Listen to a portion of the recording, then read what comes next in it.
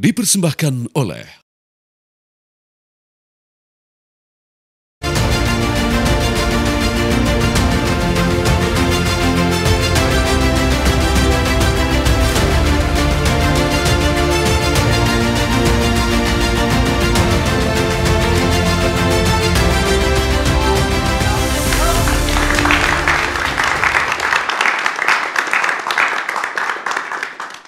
Kami ucapkan terima kasih bagi Anda kemarin yang turun ke jalan, yang bersuara di berbagai kanal, yang ingin sebuah keadilan, tidak ingin lagi namanya kesenjangan antara elit politik dan juga rakyat.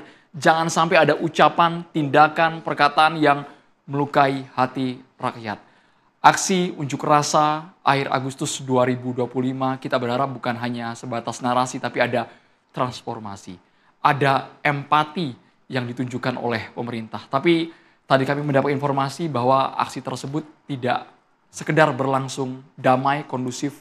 Ada saja pihak-pihak dalam tanda kutip penyusup, provokator, melakukan tindakan anarkistis hingga jumlah korban jiwa. Komnas HAM menyebut ada 10 orang meninggal dunia. 3.000-an lebih orang ditangkap karena terindikasi diduga kuat melakukan pengerusakan. Ada 38 yang telah menjadi tersangka. Malam hari ini kami ingin semuanya menjalin persatuan.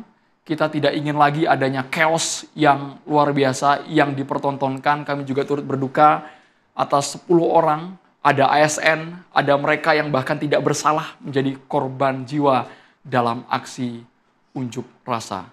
Kami mengundang berbagai elemen masyarakat, bahkan mahasiswa kami hadirkan di Catatan Demokrasi. Kami juga ucapkan terima kasih kepada BHS yang terus mendukung program Catatan Demokrasi. Kami hadirkan ini ada BEM seluruh Indonesia, BMSI. Boleh suaranya. Kemarin teman-teman turun tanggal 21, kemudian tanggal 29 Agustus 2025. Kami ingin konfirmasi karena di hari terakhir aksi kabarnya kalian tidak turun karena ada indikasi ya teman-teman. Nanti dijawab, ada indikasi pihak yang ingin menunggangi masa dari mahasiswa. Nanti tolong dijawab di Catatan Demokrasi. Kita juga menghadirkan teman-teman dari BSI. Terima kasih banyak BSI. Dan juga para narasumber langsung saja saya perkenalkan satu persatu dari sisi paling kanan terlebih dahulu. Wakil KSP Bang Kodari. Selamat malam Bang Kodari.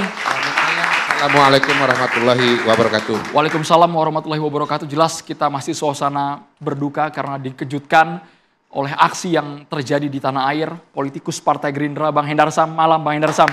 Selamat malam. Assalamualaikum warahmatullahi wabarakatuh. Pengamat politik Bung Slamet Ginting.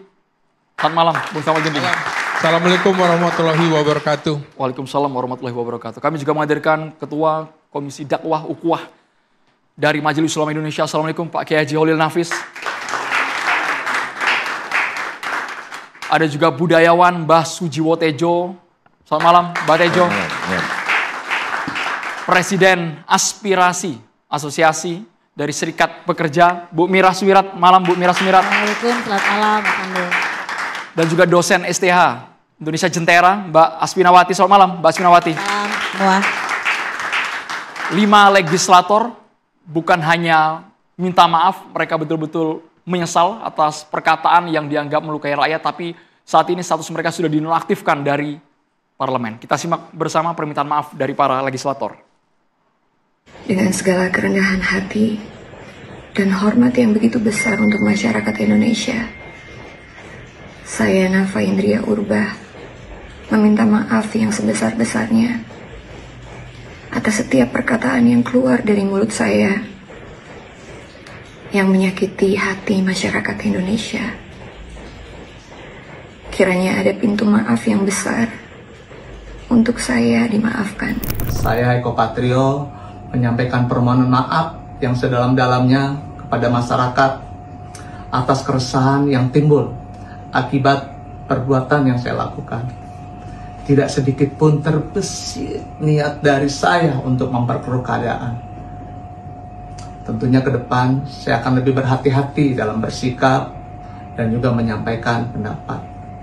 Saya berkomitmen untuk sungguh-sungguh menjalankan peran saya sebagai wakil rakyat dengan ketulusan, keberanian, dan tetap menjaga sumpah yang telah saya ikrarkan. Saya Uya Kuya menyampaikan permohonan maaf yang sebesar-besarnya, tulus dari hati saya yang paling dalam untuk seluruh masyarakat Indonesia atas apa yang terjadi beberapa hari terakhir ini, atas apa yang saya lakukan baik sengaja maupun tidak sengaja.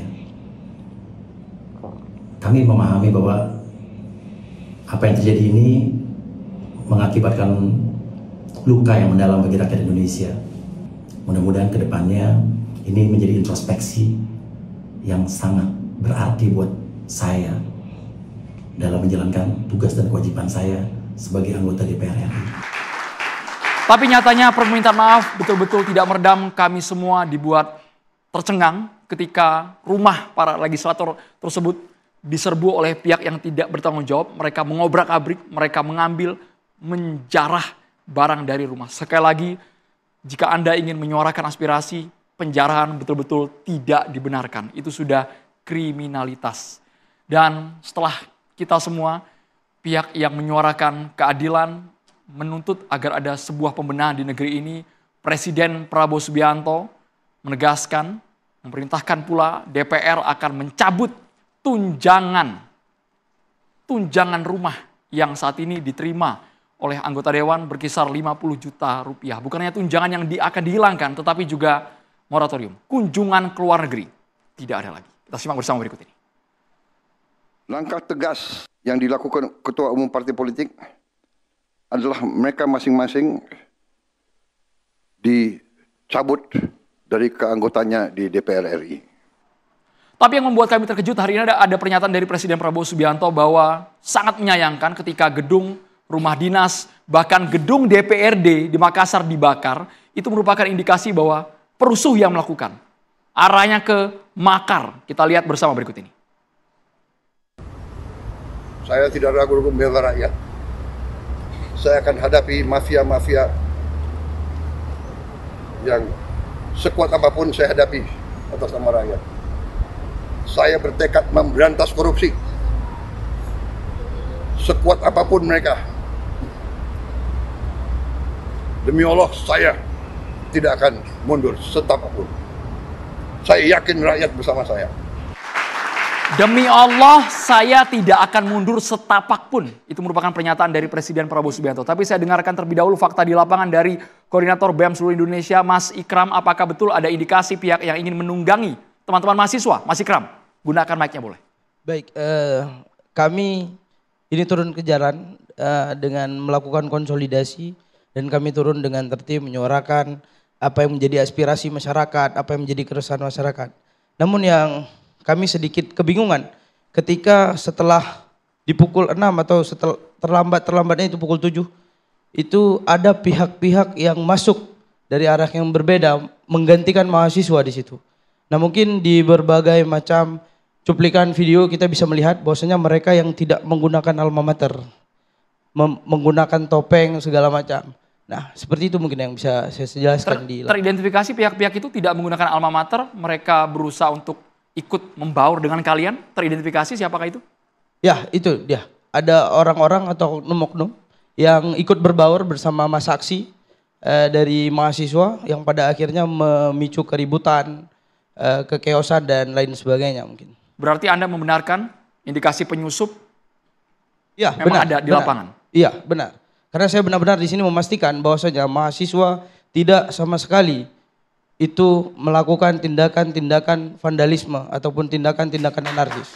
Vandalisme, perusakan fasilitas umum, sarana prasarana tidak Anda lakukan, tidak teman-teman lakukan dari BMSI sama sekali?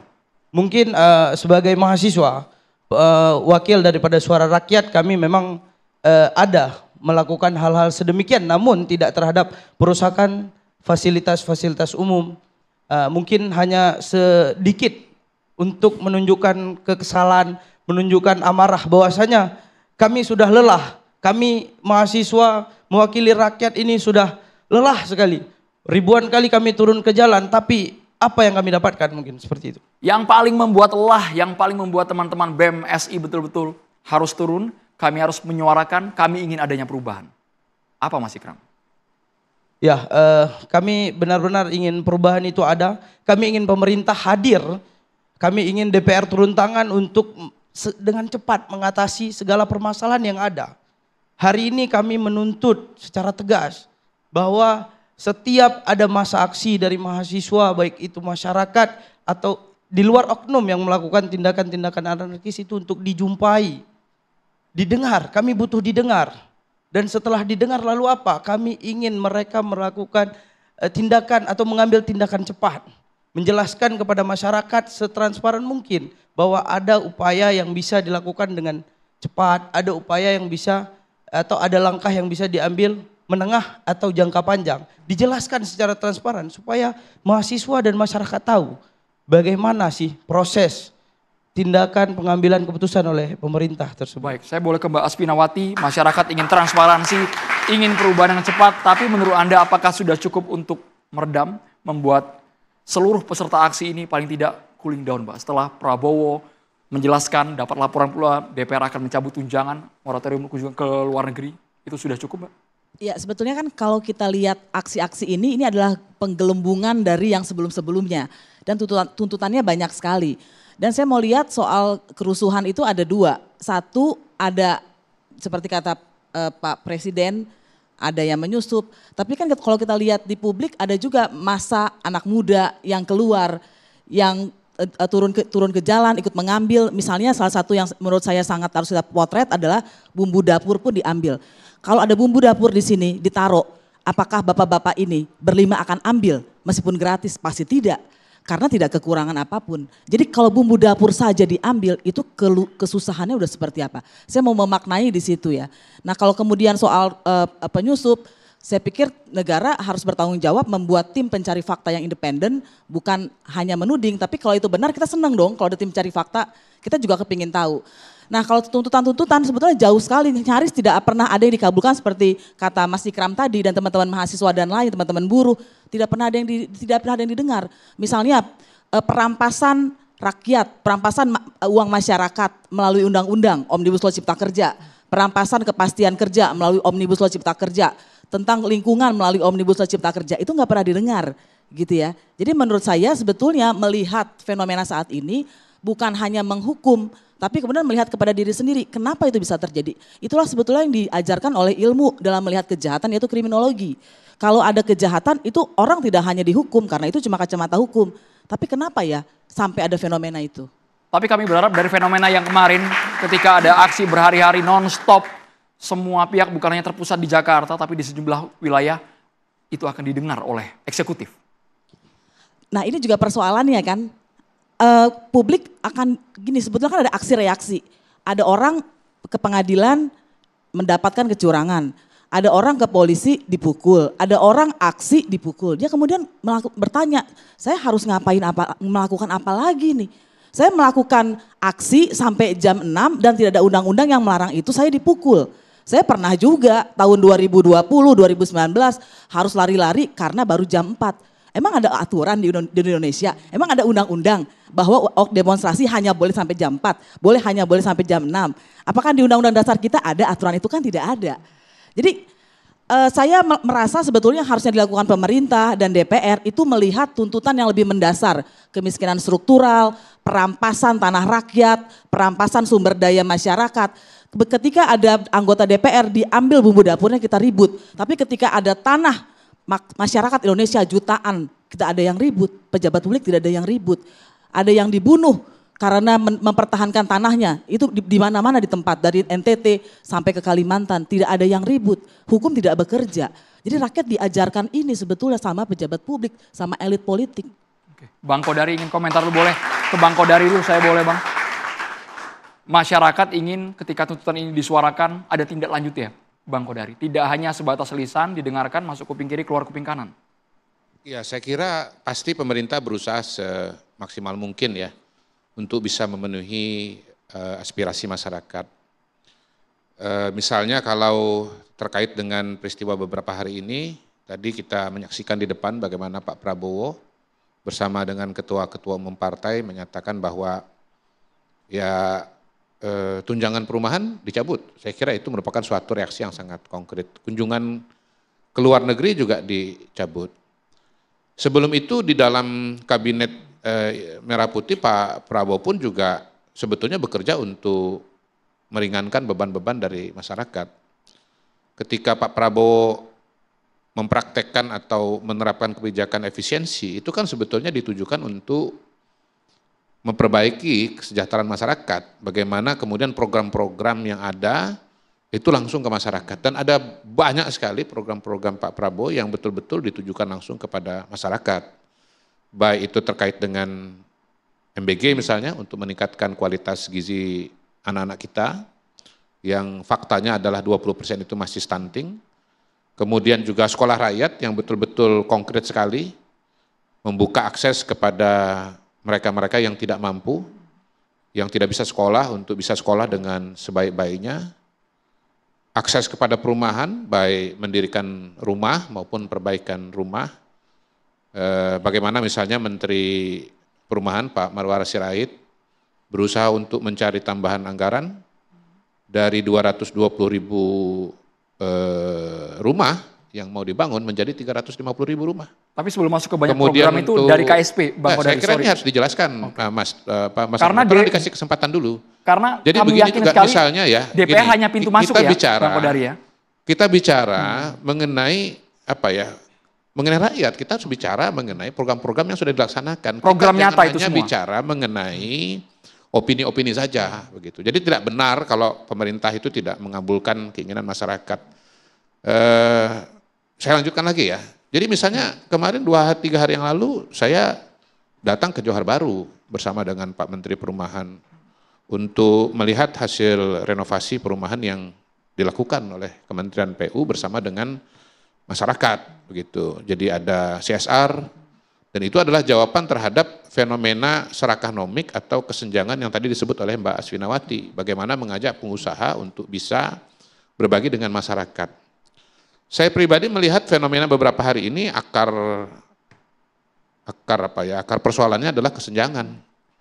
Dan kalau ada masalah kesenjangan, maka orang pertama yang paling kencang bicara mengenai kesenjangan adalah Pak Prabowo. Saya berani mengatakan setidaknya semenjak era reformasi ini, presiden yang betul-betul concernnya luar biasa kepada kesenjangan adalah Pak Prabowo. Dan Pak Prabowo berusaha untuk mengatasi kesenjangan itu. Semua yang saya sebutkan tadi adalah upaya untuk mengatasi masalah kesenjangan tersebut. Nah, tetapi memang mengatasi masalah kesenjangan ini tidak bisa instan. Ini perlu waktu yang cukup panjang ya, karena melibatkan struktur ekonomi, melibatkan jumlah masyarakat yang jumlahnya sangat besar, dan harus dikatakan bahwa pemerintahan ini baru berjalan 10 bulan. Tentu saja memang kesenjangan bukan satu-satunya persoalan, ada juga persoalan komunikasi, dan karena itu saya pribadi ya menghimbau setidaknya kepada diri saya sendiri agar betul-betul kita semua memperhatikan alam pikiran masyarakat. Saya yakin Mas Andro, saya ini kan new kids on the block ya. Saya ini baru di pemerintahan, selama ini saya di luar. Jadi setelah saya dari luar kemudian masuk ke dalam dan pada hari ini berada di tempat ini dan menyaksikan apa yang terjadi beberapa hari ini, saya mau mengatakan kepada teman-teman saya bahwa masyarakat itu punya suatu standar tertentu tentang pejabat publik. Standar tertentu? Standar tertentu, entah itu kabinet, entah itu DPR. Masyarakat itu ingin melihat bahwa pejabat publik itu hidup sederhana. Karena apa? Karena mereka merasa bahwa pejabat publik itu dibiayai oleh negara, oleh keuangan negara, oleh pajak negara, oleh penghasilan negara.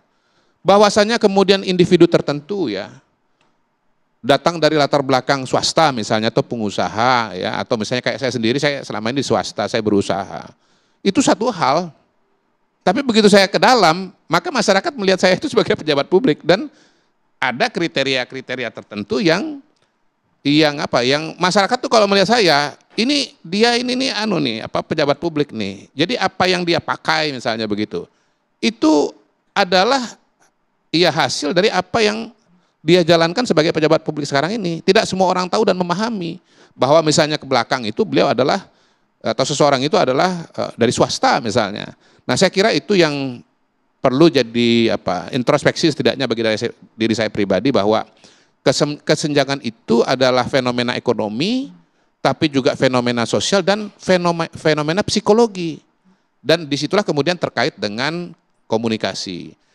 Nah, mungkin begini juga Mas Andromeda, bahwa kita sekarang ini hidup di dunia media sosial, di mana ya apa yang tadinya private kemudian dikonsumsi juga oleh publik begitu. Dan kesenjangan atau kesadaran ini seringkali mungkin tidak sepenuhnya disadari bahwa apa yang Anda rasakan atau Anda tampilkan di medsos misalnya ya, di akun Anda, mungkin sebetulnya itu konsumsi pribadi atau buat teman-teman, tetapi karena dia akses di publik juga, akhirnya muncul dan beredar di mana-mana, dan itu menimbulkan persepsi kesenjangan yang semakin besar. Itulah gitu. Jadi, butuhnya kita empati. Tapi Bang Kodari sebagai pihak istana, kami juga mengajak mahasiswa ingin bertanya langsung kepada pemerintah.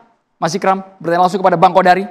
Baik, saya memahami betul apa yang disampaikan oleh Pak Kodari tadi, bahwasanya pemerintah sedang menjalankan berbagai segala hal tentang perjalanan negara, menjawab persoalan-persoalan ada pada masyarakat. Saya paham betul, tapi saya di sini hanya ingin bertanya tentang misalkan nih MBG nih Bang.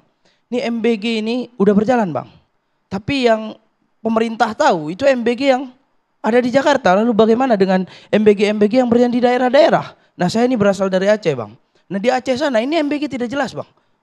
Apa yang diterima masyarakat, lalu kita maksudnya jangan terpusat pada kota Jakarta, karena ini untuk kebutuhan masyarakat Indonesia.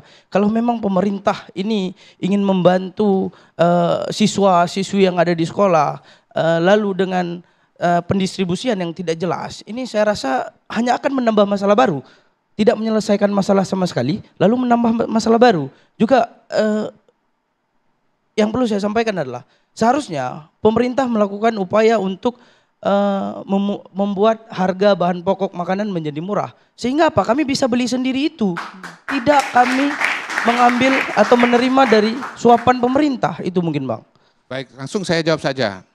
Jadi persis de Ikram, itulah yang ada di pikiran Pak Prabowo.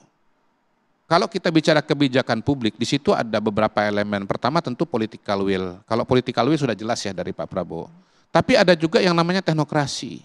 Jangan lupa kita ini bicara mengenai Indonesia yang luasnya itu 2 juta kilometer persegi, provinsinya 38, kabupaten kotanya 550, kecamatannya mungkin 5.000, 7.000 sekarang, desanya 80.000.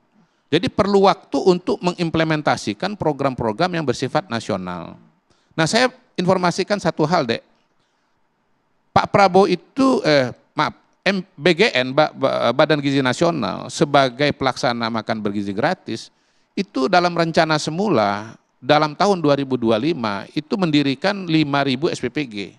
5.000 SPPG itu katakanlah sekitar mungkin 17,5 juta penerima di seluruh Indonesia. Tetapi Pak Prabowo persis karena apa yang dirasakan atau mungkin melihat apa yang dikatakan oleh Ikram ini, itu langsung minta agar MBG itu dilaksanakan 100% tahun 2025. 83 juta, 30.000 SPPG. Bayangkan, hanya dalam beberapa bulan harus mengejar 83 juta penerima. Nah, sementara Pak Prabowo sendiri cerita, di Brazil ya, untuk bisa 20 juta penerima itu 10 atau 11 tahun. Bayangkan, karena perhatian kepedulian Pak Prabowo yang begitu besar ingin seluruh anak Indonesia bisa menikmati MBG, maka beliau minta agar BGN itu bisa menyelesaikan dalam tahun 2025. Nah, laporan terakhir sudah berdiri sekitar 6.000 dengan penerima sekitar 20 juta, dan pada saat ini sudah ada 20.000 titik ya yang sedang diverifikasi. 20.000 itu tinggal dikalikan 3.500 per titik ya. Kalau betul-betul bisa terlaksana 20.000, berarti 6.000 tambah 20.000, 26.000. Termasuk di Aceh Bang, tempat wilayah Ikram. Mudah-mudahan termasuk di Aceh ya. Tidak menafikan bahwa memang masih banyak yang bolong. Jangankan di Aceh, di Banten pun juga masih banyak yang belum kebagian MBG ini. Tetapi jangan lupa bahwa kembali lagi yang namanya kebijakan publik itu ada niat baik, ada political will, tetapi juga ada unsur teknokrasi. Ya, jadi Pak Prabowo ini sudah sebetulnya begini, buat saya ini mission impossible. Bagaimana dalam waktu kurang dari 1 tahun bisa mendirikan SPPG 30.000 dan melayani 83 juta, itu sudah sangat-sangat luar biasa. Kemudian kita juga menafikan bahwa ada problem-problem dalam implementasi. Misalnya ada kejadian keracunan. Nah tentu itu kan harus diperbaiki tata laksananya supaya jangan keracunan, supaya gizinya betul-betul berimbang, berkualitas. Kalau saya ya dalam konteks sebagai kantor staf presiden mengawasi program prioritas presiden, monitoring dan evaluasi, sering mengatakan begini, bahwa yang namanya MBG itu bukan hanya harus sehat, harus bersih, tetapi juga enak. Standarnya tinggi sebetulnya. Kalau kami nih, kalau maunya kita standar tinggi. Jadi pemerintah itu percayalah, nanti kalau misalnya nanti Ikram suatu saat mungkin 15-20 tahun yang akan datang duduk di posisi seperti saya ini, pasti punya niat baik, bekerja untuk rakyat, mensejahterakan masyarakat, mengurangi kesenjangan. Tetapi ya semua jenis pekerjaan itu ada yang namanya konsep, ada yang namanya implementasi. Nah kadang-kadang tantangannya itu ada di situ. Itulah tantangan bagi para pembantu presiden. Mampu enggak mengimplementasikan semua program-program yang bagus dari Pak Presiden? Tapi kalau ditanya apakah ada keberpihakan dari Pak Prabowo? Ada banget, bukan ada aja, dan itu sangat luar biasa, sangat-sangat besar. Jadi sebetulnya kalau bicara kesenjangan, yang paling melawan kesenjangan itu adalah Pak Prabowo dengan segala program. Bukan hanya kesenjangan, tapi aksi kemarin terjadi karena sebuah akumulasi kemarahan dari rakyat. Sesaat lagi di Catatan Demokrasi, pemirsa. Saat ini rasanya semua saluran digunakan untuk bersuara, bahkan yang terbaru adalah muncul gerakan 17+8, beragam tuntutan kami akan tampilkan berikut ini. Ikram, ini sama dengan poin-poin tuntutan teman-teman BMSI? 17+8 tuntutan rakyat, transparansi, reformasi, dan juga empati. Ya, terkait dengan 17+8 ini mungkin akumulasi ya dari semua tuntutan dari seluruh Indonesia. Nah justru kami sebagai mahasiswa membersamai semua poin tuntutan 17+8 ini. Ini saya rasa ini memiliki makna yang sama namun dengan bahasa yang berbeda. Nah saya pastikan mahasiswa ada di sini untuk memperjuangkan 17+8, mungkin sekian. Sumbang sih dengan mahasiswa selaras ya, Ikram ya. Saya boleh ke Mbak Tejo. Mbak Tejo, melihat aksi yang kemarin berlangsung pada akhir Agustus 2025 dari kacamata seorang budayawan, Mbak Tejo apakah melihatnya terkejut? Bukan hanya ada aksi, tapi di sana ada aksi penjarahan pula. Rumah-rumah legislator yang dituding selama ini mungkin jumawa di mata rakyat, sekalipun mereka sudah menyesal meminta maaf. Mbak Tejo. Ya Andromeda, jadi di Agustus ini saya tiba-tiba ini Pak Selamat Ginting. Selamat apa selamat sih? Selamat ya, selamat orang Jawa ya. Jadi tertarik pada orang bawa 17 Agustus tahun 45, ini kan 17.8. Dulu kalau kita nyanyi 17.8 tahun, ada seniman, bisa kamu cek di TikTok, Henry kalau nggak salah namanya, seniman Tegal. Itu nyanyinya pas banget, diminorkan. Jadi pas. 17.8 Agustus tahun 45. Itulah hari kemerdekaan kita. Jadi sedih nyanyinya, banyak orang nangis. Memang suasananya jadi 17, mungkin Bang Kodari kalau nyanyi itu juga enggak. Nah kesan saya adalah Pak Prabowo juga dan mungkin Pak Menhan juga agak salah ucap itu, menghimbau supaya demonstran tidak membakar, tidak merusak. Menurut saya itu salah sasaran himbauannya Andromeda. Demonstran itu nggak akan merusak. Yang merusak pasti penumpang gelap. Gitu loh. Gitu. Yang pembakar pasti penumpang gelap. Apa buktinya Jiwo Tijo ngomong gitu? Ya buktinya demonstran itu kerjanya demo. Kalau pembakar ya bakar gitu. Mereka bukan demonstran berarti. Berarti kalau nggak bakar sate ya bakar gedung. Dan anehnya kebakarannya kok jadi terlokalisir ya, kok nggak meluas ya. Berarti ahli banget ini Pak yang bakar gitu loh. Gitu loh. Ada ilmunya. Dan kebetulan saya suka, nggak tahu di Aceh, pasti ada kesenian rakyat, kalau di Jawa ada kesenian rakyat namanya Jakat Tingkir.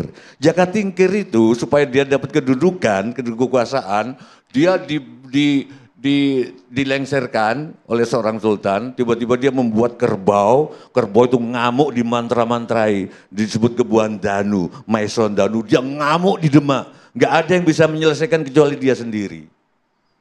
Setiap kali ada kebakaran-kebakaran ini, saya selalu ingat jangan-jangan ini yang bikin adalah orang yang dia sendiri yang bisa menyelesaikan. Dia sendiri yang bisa menyelesaikan. Dia yang punya. Ya Jaka Tingkir tadi ada kerbau, ini di, kupingnya dikasih tanah lempung, terus dikasih mantra-mantra, ya itu kan perumpamaan aja kan. Wah itu ngamuk. Nggak ada petinggi yang bisa menyelesaikan kecuali Jaka Tingkir. Kita selalu waspada gitu teman-teman. Jadi saya setuju sama Ikram tadi.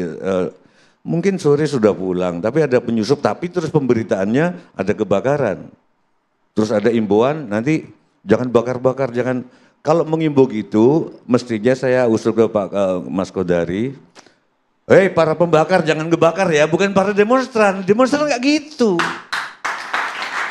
Jadi hal lain adalah soal penjaraan teman-teman mahasiswa. Ada banyak yang bergeser nantinya. Waktu zaman Pak Jokowi soal ijazah, saya oke lah saya nggak ikut-ikut, tapi bergeser tiba-tiba aja Pak Selamat, tiba-tiba ijazah sebagai kejujuran waktu di KPU menjadi ijazah sebagai Tuhan. Seolah-olah orang itu hanya sukses atau enggak pada ijazah. Yang saya takut dari soal ijazah adalah orang menuhankan ijazah. Saya hidup tanpa ijazah. Banyak teman saya di ITB yang nggak ngambil ijazah juga. Saya takutnya itu. Nah, pada kasus ini saya berusaha Bu Mira untuk tidak melihat video penjarahan. Saya bukan ulama tapi saya ijtihad, kalau penjarahan itu haram berarti melihat penjarahan itu haram. Saya berusaha skip, gak nonton. Tapi tetap mendengar katanya ijazahnya Sahroni itu jelek gitu loh. Gitu 66. Terus gak ada hubungannya orang sukses sama ijazah. Gak ada.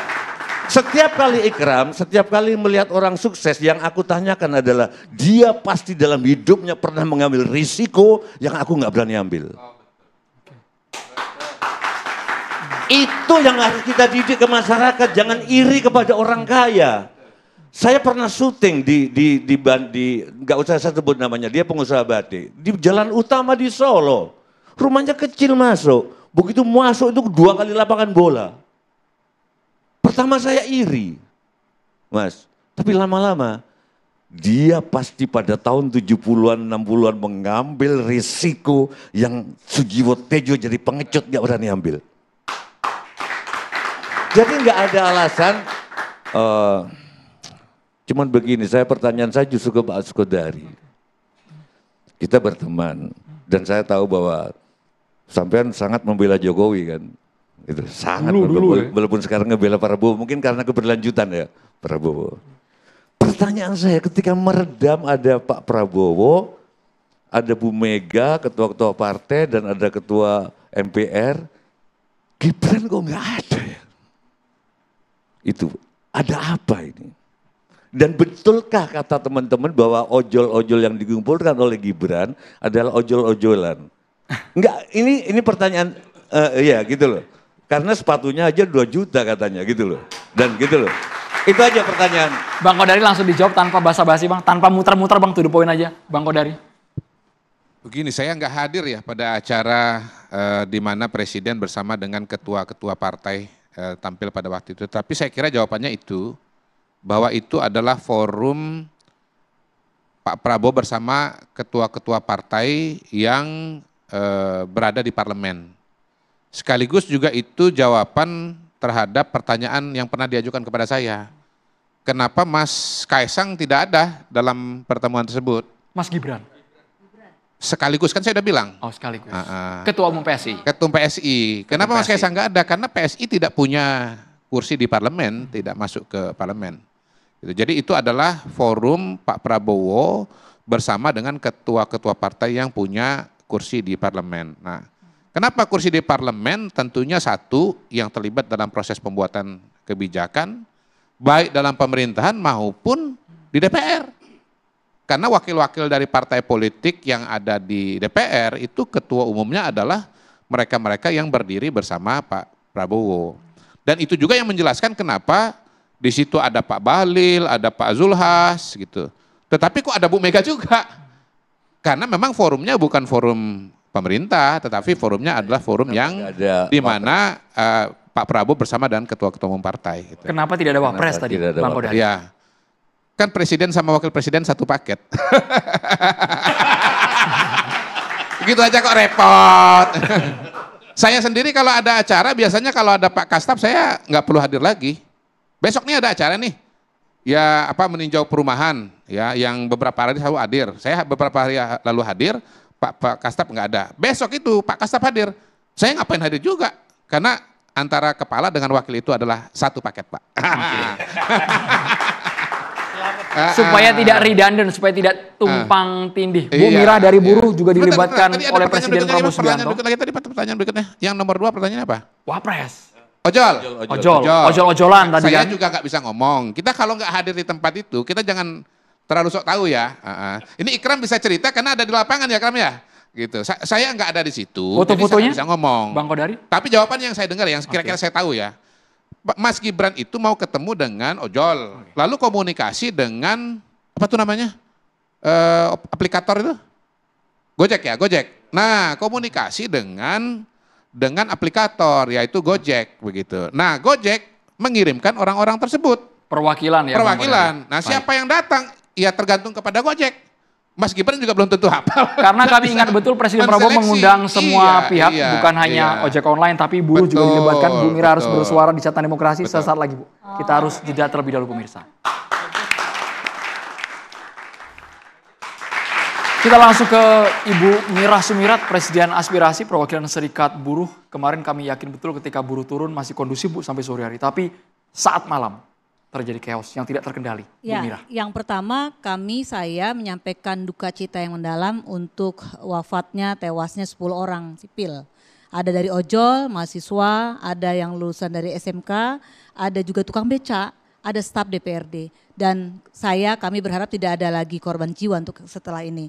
Lalu yang kedua, saya mengapresiasi apa yang disampaikan oleh Pak Prabowo. Tapi, tapinya nih, harus segera mungkin Pak Prabowo mengajak elemen yang lain untuk membuat satu kebijakan yang strategis yang langsung mengena kepada rakyat.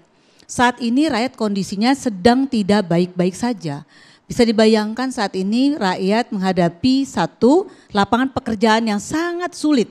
Lalu yang kedua, saat ini kenapa ojol-ojol itu marah? Karena tarifnya, potongan tarif itu besar banget, 30-60%. Dan ini sering demo, tapi realisasinya kan nggak ada. Pemerintah juga bukan seolah-olah tidak bisa turun tangan. Padahal kalau nanti Presiden turun tangan, saya yakin Presiden bisa turun tangan dan membuat tarif itu menjadi 10% seperti yang diimpikan, dicita-citakan oleh para ojol. Lalu yang ketiga, saya berharap ada subsidi listrik nih. Kenapa kemarin kan nggak jadi itu PLN. Nah sampai akhir tahun 2025 ini saya berharap harus ada 1.300 kWh lah. Kemudian yang selanjutnya adalah gini, kalau bicara kesenjangan Bang Kodari, bahwa kesenjangan ini sudah sangat lama dirasakan 10 terakhir yang lalu. Undang-Undang Cipta Kerja Omnibus Law itu bikin sengsara rakyat, hampir semua elemen rakyat disusahkan, disengsarakan. Bagaimana kami di sana untuk naik upah aja sulit. Lalu kemudian kami dihadapkan dengan komunikasi publik dari pejabat negara yang tidak etis, tidak bijaksana. Jadi sehingga kemudian kami marah gitu loh. Dan ini adalah akumulasi, saya kira kalau dibandingkan 98 ini masih kecil gitu. Jadi artinya pemerintah kemudian DPR RI harus menjaga sikapnya, omongannya, dan harus konsentrasi untuk kemudian kerja-kerja untuk rakyat. Saat ini kami terus terang saja merasakan bagaimana kami sulit untuk berkomunikasi dengan DPR. Contoh, kami kirim surat ke DPR untuk audiensi hampir setahun, Mbak. Itu nggak ada reaksi, itu harus ada ordal. Dan kita dipertontonkan dengan para pengusaha skincare dengan gampangnya dia RDP dengan DPR RI. Ini gimana mentang-mentang ada ordal gitu lah. Lalu dan kami mengecam lah ya tindakan-tindakan anarkis. Kita bukannya tadi Pak Sutejo menyatakan bahwa itu bukan kerjaan demonstran, itu beda lagi itu. Karena yang kami lakukan selama ini demonstrasi baik-baik aja. Tertib damai. Tertib malah ya, taat aturan gitulah. Tetapi sekali lagi bahwasannya peristiwa hari ini jadikan pelajaran penting bagi siapapun pejabat publik negeri ini yang bahwa rakyat kemarin kita melihat sama-sama rumah almarhum Afan Kurniawan, bahwa 3 kali 12 meter atau 11 meter diisi 7 orang. Itu adalah cermin kesusahan rakyat Indonesia. Artinya Di depan mata loh, gedung DPR Jakarta nggak jauh ada orang-orang miskin. Kalau BPS bilang 25 juta, kalau Bank Dunia ada sekitar hampir 60 jutaan, 100 jutaan rakyat miskin di Indonesia.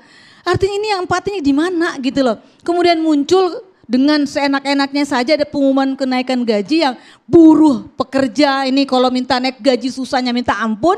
Kemudian harus berurusan dengan pengusaha, lalu dengan ancaman segala pengusaha bahkan akan hengkang dari Indonesia dan sebagainya gitu. Jadi saya kira hari ini rakyat bukan untuk bicara melakukan perlawanan, tapi saya kira aksi hari ini mahasiswa dan rakyat dan juga buruh untuk sama-sama memperjuangkan kebenaran dan keadilan. Demikian. Tapi aksi ini Anda menduga ada memang pihak yang memanfaatkan sehingga banyak perbuatan yang tidak rasional dilakukan mengatasnamakan aksi? Saya setuju sama Mbak Asmi nanti bahwa harus ada dibentuk tim independen supaya tidak ada terjadi tadi Pak Prabowo sampaikan gitu hanya menduga-duga kan ini masyarakat Pak Prabowo bilang ini ada dugaan makar, ini ada pihak-pihak mau dompleng. Kita nggak cukup puas di sana, kita butuh bahwasanya bentuk tim independen yang terdiri dari elemen-elemen masyarakat termasuk Pak Ade Tejo mungkin harus ada sana gitu ya. Supaya rakyat percaya gitu loh, jangan sampai nanti kita seolah-olah gitu ya ini cuma untuk meredam nih persoalannya nggak bakal bisa selesai, yaitu apa? Kemiskinan dan kesenjangan sosial yang merata. Baik, Bang Hendarsam, bahkan ada kata yang keluar dari Prabowo Subianto, indikasinya mafia juga sudah bermain. Ya, memang masalah ini memang harus kita urai satu-satu. Jadi kan 17/8 itu kan artinya ada 17 tambah 8 ada sekitar 25 tuntutan kurang lebih ya kalau kita lihat satu-satu. Jadi memang nggak bisa berkelindan semua ditumpuk jadi satu kemudian arahnya kemana kan gitu kan. Tentunya satu-satu outputnya apa, ini satu outputnya apa. Itu dulu kan metodologi yang harus dilakukan. Yang kedua juga bahwa kalau kita bicara masalah tadi saya menambahkan sedikit dari apa yang dikatakan oleh Bang Kodari tadi bahwa memang di era Pak Prabowo kalau kita bicara masalah apa ya bentuk keberpihakan konkretnya saja kita bentuk keberpihakan kepada ojol kan almarhum Afan dijadikan sebagai trigger untuk almarhum ini trigger bahwa ada suatu kesalahan yang dilakukan ya oleh pihak kepolisian. Tapi kan jangan juga dilupakan bahwa sebelumnya baru di era pemerintahan Pak Prabowo ya kan bahwa Presiden Prabowo memberikan tunjangan hari raya kepada para ojol dan saat ini sedang dalam proses juga untuk memperjuangkan 10% fee tersebut, potongan itu tadi. Baru di era ini. Jadi ini hal yang sifatnya substansial, jadi memang kalau kita lihat suasana batin yang ada di masyarakat pada saat ini, semuanya itu memang sama dengan Pak Prabowo, resonansinya sama ya. Kalau kita bicara masalah kesenjangan, tadi kita bicara kesenjangan, baca buku Pak Prabowo Paradoks Indonesia, bagaimana kapitalisme itu bekerja.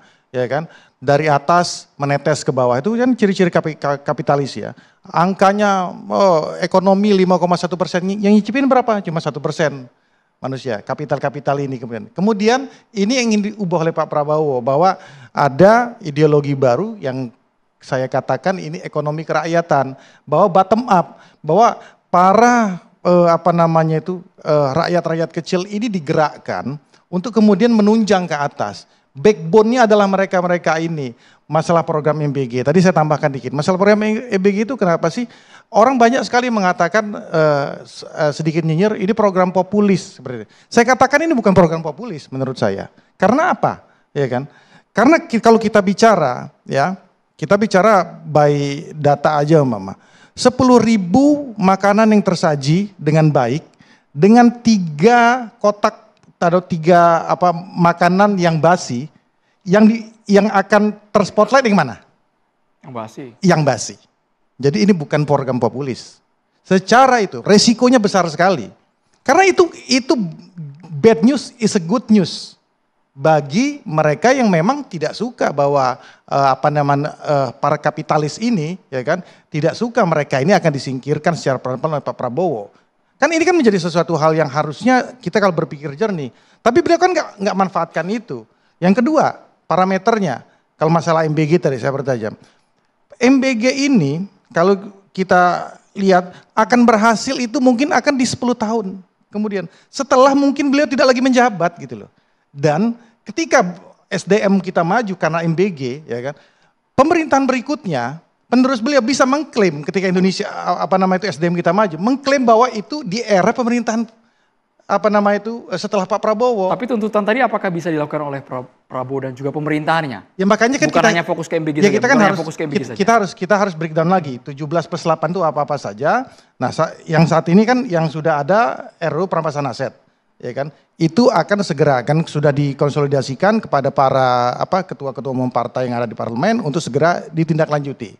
Nah, berikutnya, saya ini pada saat demo kemarin itu kan kita seolah-olah terkejut ya, bahwa satu kan Adinda Ikram juga sudah menyatakan demo itu kan ada dua faktor yang kita lihat ya, dua elemen. Pasti ada judulnya gitu loh, dari atas nama siapa, ya kan, izinnya masuknya kapan, selesainya juga jam 8 kan, jam 6 habis itu selesai, dan isu-isunya yang tentunya yang ingin dituntut sampaikan itu apa. Tapi ini kan semua absurd. Kita seperti menghadapi hantu. Jadi kadang-kadang ada masukan ke saya, banyak cerita ke saya menyimpulkan gini, kayak ada shift siang sama shift malam ini, demo ini. Itu saya nyimpulin nih, kan ada shift siang, ada shift siang nih teman-teman adik-adik yang main, shift malam yang main berbeda lagi. Siapa itu Bang kalau shift malam? Ya nggak tahu, kan kita nggak tahu. Makanya nanti Bang Selamat yang akan menyampaikan. Kalau kita lagi bicara, banyak sekali itu DM ke saya, WA ke saya dan lain sebagainya. Bang, selamatkan Pak Prabowo. Jadi saya mikirnya gini aja ya kan. Ada namanya kalau kita bicara spiral strategi ya kan. Memang dari luar dulu ini yang dikikis. Tapi ini hanya sasaran antara saja, ujungnya ya tetap saja ke presiden, kemungkinan besar seperti ini yang saya tangkap. Banyak masukan ya. Saya disclaimer aja tapi ya, bukan saya ngomong. Yang Prabowo Subianto. Ya jadi banyak seperti, Abang tolong jagain Bapak, tolong jagain Bapak, tolong jagain Bapak. Seperti itu ya. Ini banyak ke saya. DM banyak ke saya. Jadi akhirnya saya berpikir ini seperti, nggak tahu di teori intelijen apa ada atau tidak, ada spiral strategi. Bahwa disisir dulu di luar. Kalau memang mau jagain Pak Prabowo, saya setuju Mas Jan. Iya. Tapi kesan saya dari luar, saya sebagai orang teater, orang film, ngelihat Pak Prabowo itu dapat informasi cuma dari satu pintu. Ini jadi catatan juga. Bisa nggak diperbanyak pintunya, sehingga itu aja. Oh iya. Nah mungkin insya Allah Pak Prabowo mendengar ini, ya bisa mungkin nanti akan jadi bahan masukan buat beliau. Itu penting sekali, karena kan hal-hal seperti ini kita seperti saya bilang tadi, kita kayak ngadepin hantu, siapa yang mau kita ini dulu. Ini beda kalau di 2019 Mama seperti ya. Udah jelas kan kalau ada oposan, ada tidak. Tapi enggak tiba-tiba di. Tapi Anda yakin Prabowo sudah mengantongi nama yang mungkin bermain di balik ya tentunya kan makanya perlu dibentuk. Saya sepakat untuk di tim investigasi khusus untuk melakukan hal tersebut. Semua pihak hadir, semua pihak dari NGO, dari civil society, dari APH untuk sama-sama ini. Jadi biar nggak ada juga kejadian hal serupa terjadi lagi. Nah berikutnya juga saya melihat gini nih. Yang kedua, kita ini kadang-kadang pada saat saya melihat ada kebekuan dalam proses untuk menanggulangi hal tersebut. Ada fenomena yang menarik menurut saya dan kemudian saya simpulkan dan kemudian saya buat gerakan itu gerakan Indonesia Kondusif. Jadi gerakan Indonesia Kondusif itu nih saya punya tagarnya itu ya. Jaga Indonesia, jaga wilayahmu. Jadi di sini apa? Ini peran serta masyarakat sebenarnya yang penting, ya kan? Waspada. Jadi ya. Sambil kita perlihatkan ke kamera gerakan apa ini? Ya. Jaga Indonesia, jaga Indonesia, jaga wilayahmu. Waspada dan bersatu terhadap aksi provokasi dan penjarahan dari orang-orang tidak dikenal. Itu pertama. Jaga lingkunganmu, bahu membahu dengan tetangga, RT, RW setempat. Saling mengingatkan, saling bantu, dan saling jaga satu sama lain. Kamu, kita semua bisa menjaga wilayah kita. Pertahanan bersama. Itu yang penting. Jadi ini sebenarnya yang sebenarnya bisa dilakukan dan sudah dilakukan. Contoh yang paling gampang di Sumarekon Bekasi. Orang asing datang masuk, saudara-saudara kita Sumarekon Bekasi, Akamsi, ya kan, anak kampung sini, warga sekitar segala macam, halau semuanya. Bang, itu akan terwujud kalau perut rakyat kenyang dan punya pekerjaan. Ya. Kalau hanya suruh menjaga tapi rakyatnya lapar, lalu pekerjaan nggak ada, sama aja bohong. Jadi kenyangin dulu perut rakyat, kasih pekerjaan rakyat. Ya, saya sepakat juga ada masalah itu. Oke, ada masalah. Maksud saya ini fenomena-fenomena seperti ini artinya kan memang harus gotong royong itu dari sisi keamanan juga kan memang harus yang selama ini mungkin hilang. Jadi selalu struktur Forkominda ya. Forkominda tidak berjalan sebagaimana mestinya. Saya lihat itu baru di Bekasi kalau nggak salah. Ya, tapi daerah lain juga, Bang aman. Kita di sini aman, demo aman. Jadi memang harus disisir bahwa ada dua hal, ada teman-teman yang demo, ada yang perusuh kan gitu kan. Nah, dipilah dua hal. Baik, yang perusuh ini ada yang demo, ada yang murni aspirasi, ada juga yang menjadi perusuh, pembakar, penyusup. Iya, masalahnya kan sekarang yang ditangkap itu pendemo. Jadi saya punya catatan ini rilis baru-baru saja dari teman-teman yang mendampingi. 3.337 orang ditangkap. 1.042 orang luka-luka sampai harus dibawa ke rumah sakit. Ini mahasiswa, masyarakat. Dari kita sudah tahu ada 10 orang meninggal. Tapi yang ngeri sebetulnya ada penyerbuan kampus, kan itu sudah beredar. Dan yang diserbu itu adalah kampus di mana itu tempat untuk para medis gitu. Ada gas air mata di dalam kampus. Terus ada random, saya juga dapat permintaan bantuan. Dia lagi ada di tempat tapi bukan demo.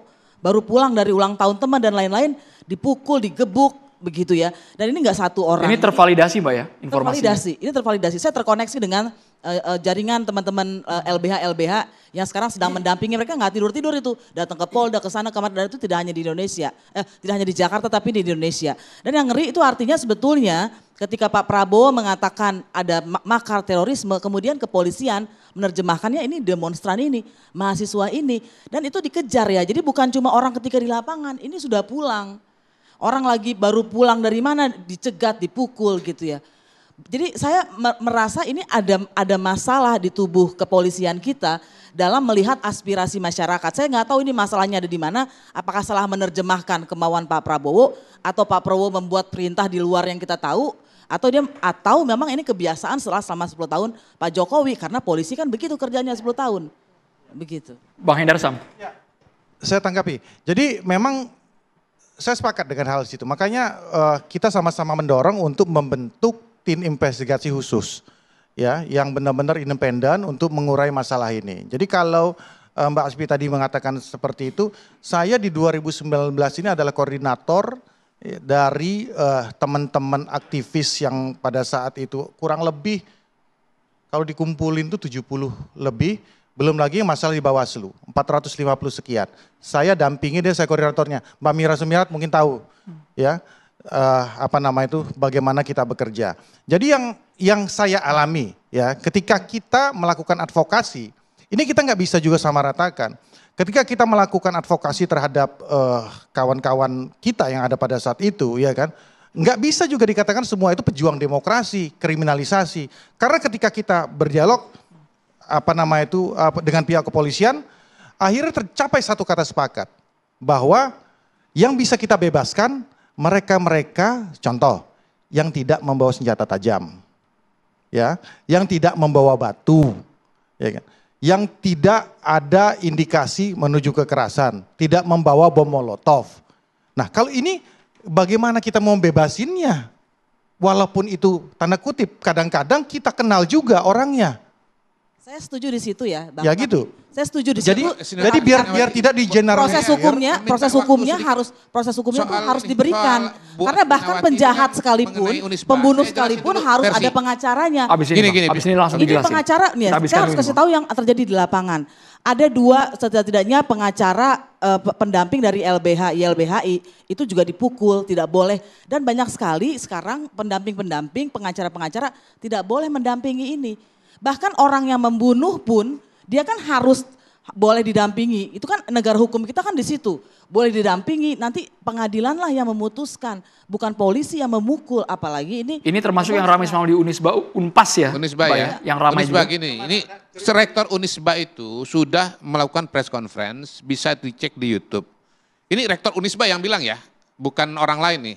Ini saya bacakan aja singkatnya. Memang pada pukul 17 ada demonstrasi dan sudah berakhir. Kemudian ada korban yang dirawat dan selesai pada jam 20.30. Pukul 21.30 posko kesehatan Unisba tutup.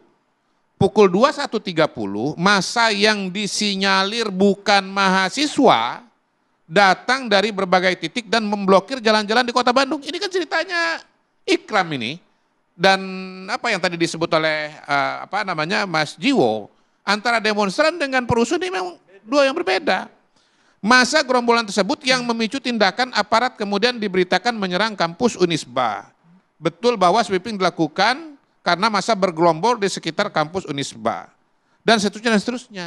Jadi Bu, ini kita ya bicara mengenai peristiwa-peristiwa itu harus detail. Nggak bisa cuma lihat dari apa yang kita lihat di televisi saja. Ini yang bilang Rektor Unisba ya. Saya nggak tahu kalau Ya, Ibu Asfinawati punya informasi yang lain. Gitu. Ya, saya sebenarnya sudah senang dengar Bang Kodari tadi ya merespon dengan terbuka. Loh kenapa Ibu jadi nggak senang kalau saya menjelaskan saya belum selesai dan mengutip ngomong. apa yang disampaikan oleh Rektor Saya belum selesai Unisba? ngomong gitu ya. Jadi nggak usah reaktif-reaktif amat juga. Saya mau mengatakan Ya, begini. saya kan cuma menjawab aja. Iya. Tadi bilang senang, sekarang nggak senang. Saya kan cuma Ya mengutip. kan saya belum bilang nggak senangnya. Saya tadi sudah Pernyataan senang Rektor saja. Unisba tadi yang dibacakan oleh Bang Kodari. Iya, saya tadi sudah senang. Tapi Sudah kami begini, tayangkan juga di TV. Kenapa informasi yang valid hanya dianggap dari rektor, tapi tidak dari mahasiswa yang menjadi korban. Dan menurut saya ini cerminan kekuasaan selama ini di Indonesia. Bahwa pemerintah atau DPR itu tidak mau mendengar orang kecil. Saya sepakat banget, karena dia SMP, karena dia ojol online, karena dia bukan direktur, bukan berarti dia tidak benar keterangannya. Karena pengalaman dia itu adalah nyata. Nah dalam hal ini ketentuan internasional mengatakan begini. Ketentuan internasional mengatakan begini. Ketentuan HAM internasional mengatakan apabila dalam demonstrasi, ada pengacau, maka kita satu polisi persatu harus mengambil pengacau itu, bukan membubarkan dari demonstran Baik. itu. Bang Kodari ditanggapi dulu singkat. Bang Kodari. Ada nggak kalimat saya tadi Jadi mengatakan ketika bahwa ada Ati itu perusuh, salah? ketika ada perusuh misalnya datang ke Unisba, kemana-mana, mereka yang diambil bukan masyarakat, bukan mahasiswa di dalam yang diserang Baik, juga. Mas Firman. Itu artinya kepolisian tidak punya kemampuan membedakan mana yang perusuh, mana yang menyerang, mana yang ada di situ. Kami tadi sudah menanyakan ada pernyataan dari Rektor Unisba, kami juga mengundang pihak Universitas Pasundan, ada juga mahasiswa yang ada di lapangan, antara mahasiswa dan juga massa ketika malam hari di Bandung, di Jalan Taman Sari, suasananya betul-betul chaos. Kita kembali sesaat lagi.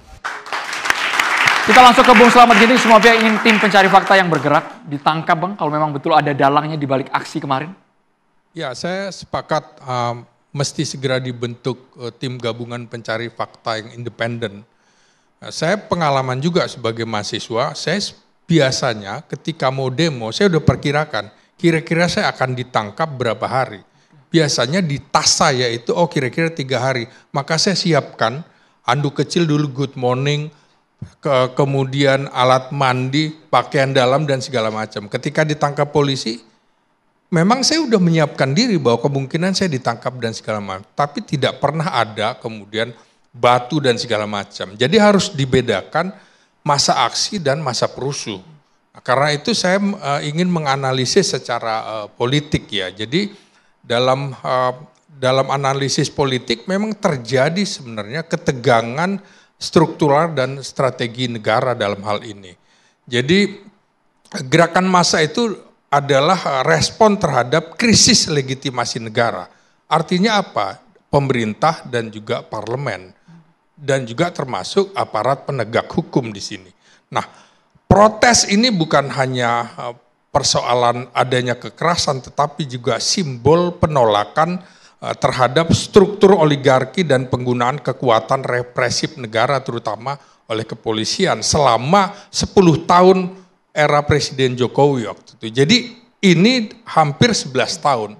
Nah ini kesempatan untuk mereformasi total aparat kepolisian karena dalam beberapa kasus tindakan-tindakan represif ini harus ada tindakan nyata. Kasus Kanjuruhan misalnya, berapa ratus, lebih dari 100, tidak ada tindak lanjutnya. Kapoldanya naik pangkat segala macam. Banyak kasus begitu juga. Kasus Bawaslu waktu itu, berapa banyak korban. Hari ini gelar perkara semuanya naik terhadap 7 pangkat penabrak. semuanya. Dan ini tidak ada penalti yang dilakukan oleh negara baik pada eksekutif maupun legislatif. Ketika anggota legislatif bersalah, apa tindakannya? Tidak ada. Apakah kemudian ada tindakan terhadap anggota kabinet yang juga salah ucap, komunikasi politik yang buruk, kemudian gaya hidup yang hedonis, kesenjangan ekonomi, itu sudah dibahas dan berkali-kali harusnya ada tindakan nyata. Misalnya, batalkan tunjangan-tunjangan ini, itu.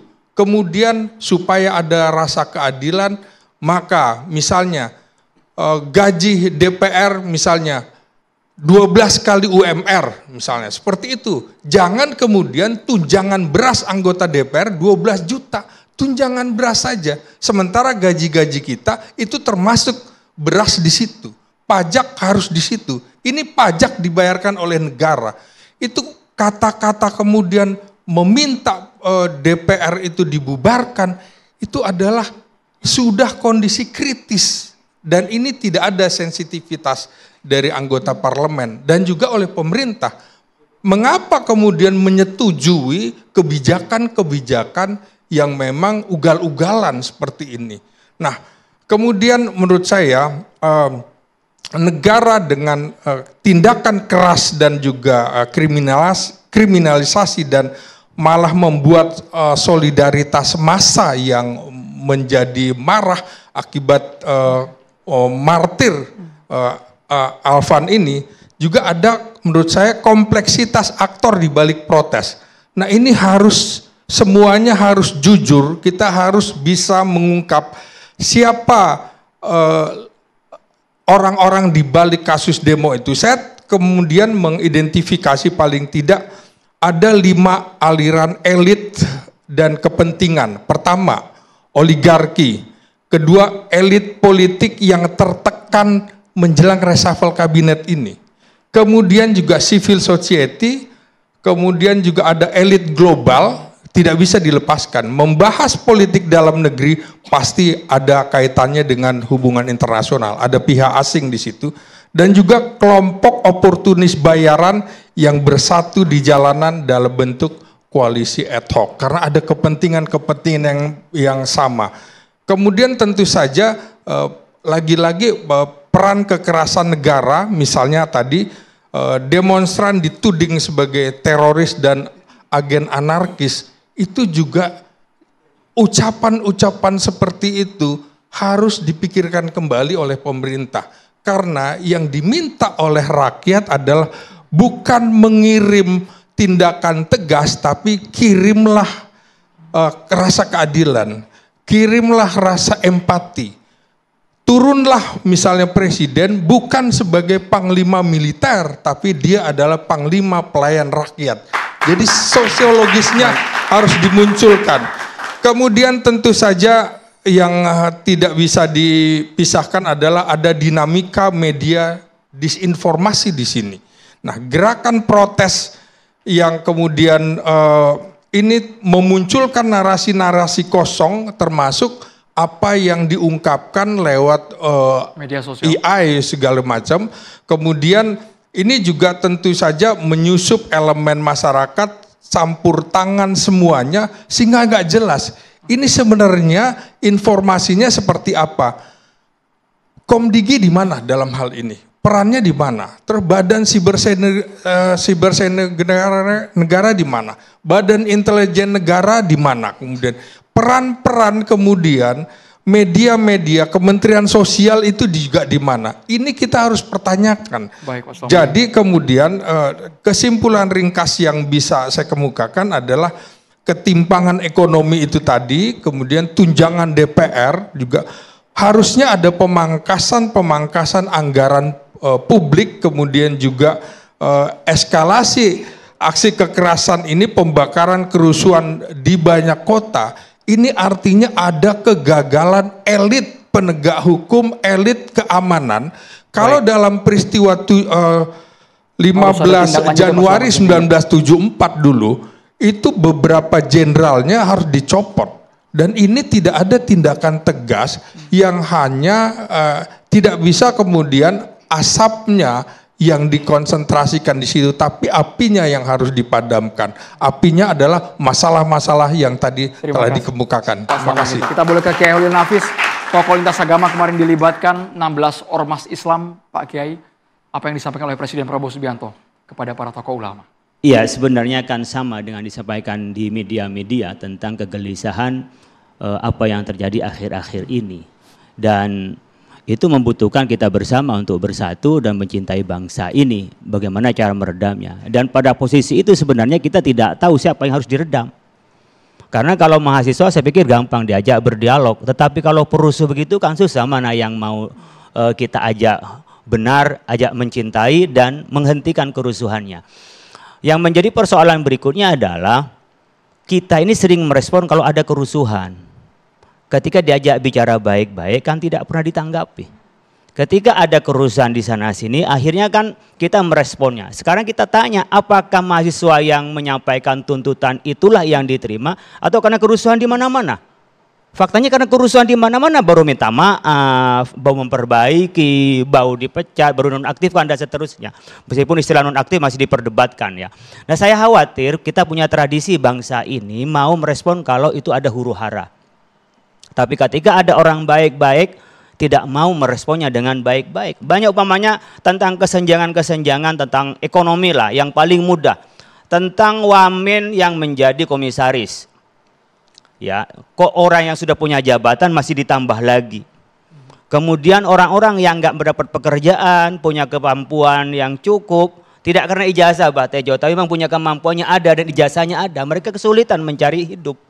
Nah, saya tidak mungkin kita bicara soal bagaimana demokrasi tanpa keadilan. MK melarang wamen itu. Masih 2 tahun, Pak. Jadi sampai habis gajinya itu, jadi baru bisa diberhenti dia, Pak Tejo. Lanjut Pak Kiai. Menurut saya kan tidak masuk akal lah memberikan keputusan 2 tahun baru berlaku itu Pak. Kalau mau bicara keadilan. Keputusan sekarang ya 3 bulan lah, 6 bulan paling lama. Kalau 2 tahun di mana? Ini contoh yang terkecil lah tadi kalau bicara soal mau ini membentengi, mau demokrasi. Kalau orang lapar demokrasinya apa Pak? Di seluruh dunia itu yang anarkis bukan karena persoalan bagi-bagi sosial atau politik Pak. Tapi ketika soal perut itu nggak bisa lagi dia bisa soal politik itu. Anak nangis, mau bayaran, nggak ada LPG, nggak ada bumbu tadi. Apa yang bisa diajak soal demokrasi Pak? Nggak bisa diskusi Pak, puyeng itu sudah. Dan itu yang bisa melahirkan anarkis. Maka ketika krisis ekonomi, ketidakadilan ekonomi berimbas juga pada ketidakadilan politik dan sosial, pasti negara itu kacau. Oleh karena itu kita berharap ini jangan menjadi kebiasaan kita bahwa tuntunan mahasiswa yang baik-baik itu tidak didengar kecuali kalau ada kerusuhan. Akhirnya dompleng itu menjadi sebuah yang baik ketika untuk perbaikan. Sekarang makanya kita untuk kita akan melakukan perbaikan. Kita coba perbaikan apa yang bisa kita lakukan. Mengapa kepolisian bisa memberikan untuk pegang rantis itu yang nyetir dan orang di dalamnya kepada orang yang mentalnya tidak stabil. Kalau mental stabil Pak sebagai polisi saya pikir tidak akan takut untuk menjaga bagaimana keamanan. Ini kan sebuah tanggung jawab. Apakah ini yang disalahkan adalah yang nyetir? Kalau saya enggak. Siapa yang beri tugas dan siapa yang bertanggung jawab di situ. Kalian saya tanya 2. Singkat boleh. Ini yang dipilih komunitas ojol. Beberapa tahun yang lalu yang dipilih oleh lembaga survei untuk menaikkan seseorang supir taksi. Karena maka kemana-mana dia naik taksi. Karena meletas. Terus ojol. Demo-demo ojol selalu masif. Di Jogja ada ojol yang disakiti oleh seorang yang mengaku pelayar. Jadi jangan-jangan ini bukan faktor kebetulan. Kenapa kok ojol yang jadi martir? Kalau dalam konsep Islam tidak ada yang kebetulan Bang. Semua dari Allah Subhanahu wa Ta'ala. Kita kembali sesaat lagi hanya di catatan demokrasi pemirsa. Kalau di Islam. Terima kasih kepada seluruh narasumber. Kami ucapkan terima kasih kepada BHS yang terus dukung catatan demokrasi. Mbak Tejo mau ngomong Mbak ini Mbak? Dalang dikit Mbak? Ya, 10 second. Hati-hati dalam keadaan seperti ini, hati-hati terhadap sengkuni. Di mana ada sengkuni, di situ ada fitnah, di situ panas, dan di situ ada gejolak. Hati-hati, di sekitar kita banyak sengkuni. Saya Andromeda Mercury, selamat malam, terima kasih. Sampai jumpa. Boleh saling bersalaman.